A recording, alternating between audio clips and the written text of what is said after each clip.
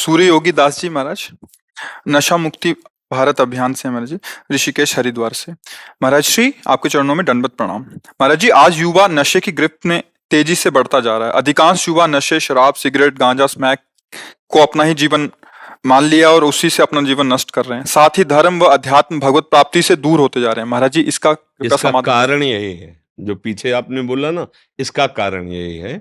धर्म अध्यात्म से दूर होने पर यही दुर्दशा होती है। जिस समाज में, जिस घर में, जिस व्यक्ति में, जिस देश में अध्यात्म का राज्य नहीं होगा, अध्यात्म का शासन नहीं होगा, शास्त्र और संतों के वचनों का शासन नहीं होगा, वो कोई भी हो, कहीं भी हो, फिर दो ही तो बचे ना, एक माया और एक सतमार्ग। सतमार्ग की ना बात सुननी है, ना सतमार्ग का आदर करना है, ना सतजनों का किसी भी तरह से मन से वर्ण कर। परिणाम क्या होगा? असत चिंतन, असत। तो फिर बुद्धि को कैसे बचाया जा सकता है माया के आकर्षण से? सदैव आप देखिए, अगर विदेहराज जनक जी विराजमान है तो उनके ऊपर सदानंद जी, चक्रवर्ती सम्राट महाराज दशरथ, वशिष्ठ जी बैठे हुए हैं। क्या है? राजनीति के ऊपर धर्मनीति विराजमान है, अध्यात्म विराजमान है। ये मूर्तिमान अध्यात्म है। ऐसा कौन होगा जो वशिष्ठ जैसा अध्यात्म का ज्ञाता हो? वशिष्ठ भगवान स्वरूप है, बैठे हुए। देवराज इंद्र त्रिभुवनपति तो भगवान बृहस्पति जी ज्ञान समुद्र, उनके ऊपर बैठे हुए हैं। कोई भी आप अपने धर्म के सिस्टम में देखिए, जहां शास्त्र सम्मत, धर्म सम्मत चेष्टाएं होंगी, वही घर सुखी, वही व्यक्ति सुखी, वही प्रदेश सुखी, वही राज्य सुखी।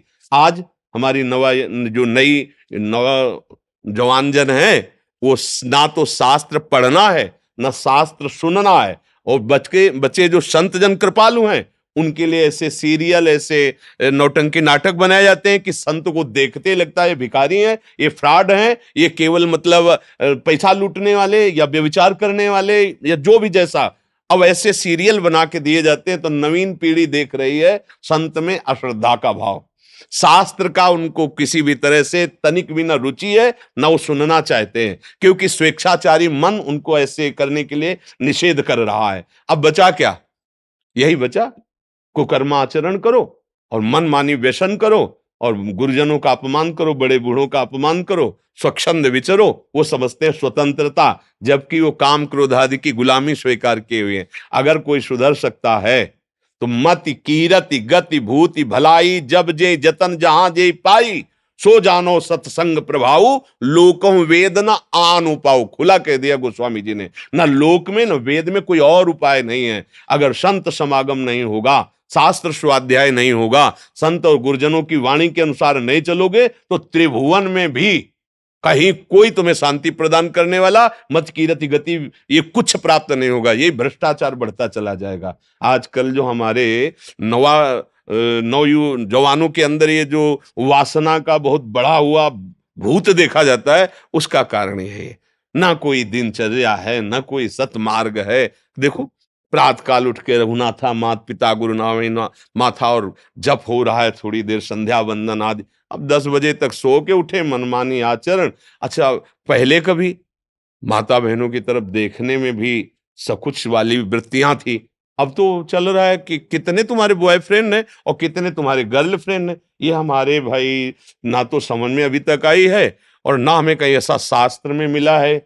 ये जो कलयुग ने नई चाल चलाई, तो नौयुवक जन, नवीन पीढ़ी बर्बाद करने के लिए कलयुग ने बहुत अच्छा वो एक मोबाइल चला दिया है कि जिनको मतलब घर बैठे कुसंग प्राप्त हो। अब बैठे बैठे आप देश विदेश की सब बातें देख सकते हैं। तो नौयुवक हैं, बुद्धि खूब चतुर है और भ्रष्टाचार की तरफ बढ़ती चली जा रही, क्योंकि वो उसको समझ रहे कि ये बहुत अच्छी बातें, बहुत सुख देने वाली बातें। धर्म की बातें तो धर्मात्माओं से मिलती हैं, भगवत बातें तो महात्माओं से मिलती हैं। और महात्माओं को जब सीरियल में दिखाई दिया जा रहा है कि फ्रॉड हैं सब, तो अब कौन श्रद्धा करेगा? मतलब काम करना नहीं आता इन लोगों को, भेष बना करके पैसे के लिए, भोगों के लिए ये बाबा जी बन गए। ऐसी धारणाएं नवीन पीढ़ी के दिमाग में बैठा दी गई है और ये नहीं जानते हैं कि समस्त जीवों का परम मंगल एक से हो सकता है, केवल एक से, एक महात्मा के संकल्प से हो सकता है।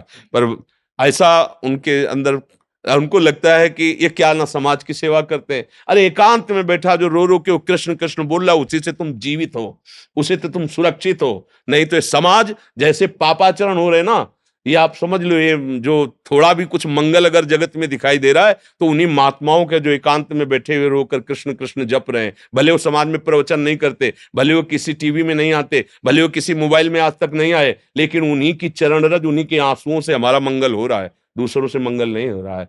तो हमें जब तक संतों की बात पर विश्वास नहीं होगा, शास्त्रों के अनुसार हम नहीं चलेंगे, अध्यात्म को हम नहीं समझेंगे, तो सुधार हो ही नहीं सकता, क्योंकि इसी से होता है लोकम वेद ना अनु पाओ।